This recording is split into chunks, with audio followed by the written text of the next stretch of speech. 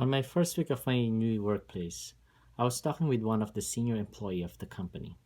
We were talking about the main differences of a front desk manager and a senior motivator. In my own perspective, they are both the same. But I remember my previous manager, who was now I think a part-time employee of the said company, told me that the main difference are the scheduling and the people and dealing with employees.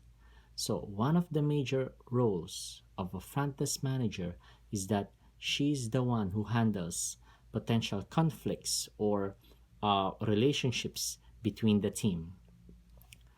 Different organizations, different workplaces, disagreements might come into play. And some people just go out, some people leave the company because of a certain employee who whom he can't stand to work with. And it's happening all around, and even in basketball. Some people just go from to different teams. We heard coaches having some uh, uh, conflicts or tensions with the players. It is part of human nature.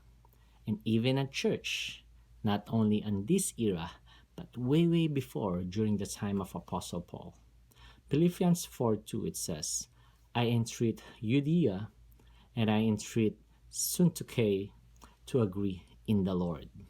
When Paul mentioned this, I believe that there are things that the people there are not into agreement. That's why he even reminded them to agree in the Lord. But their agreement is based from someone or something. It is in the Lord. So how can we apply that today? In our workplace or even in our churches today, when we do ministries, we know that not all the people are are easy to work with.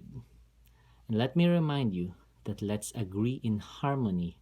Let's be united in harmony and agree in the Lord. That's it. 2 minute, kaping mainit.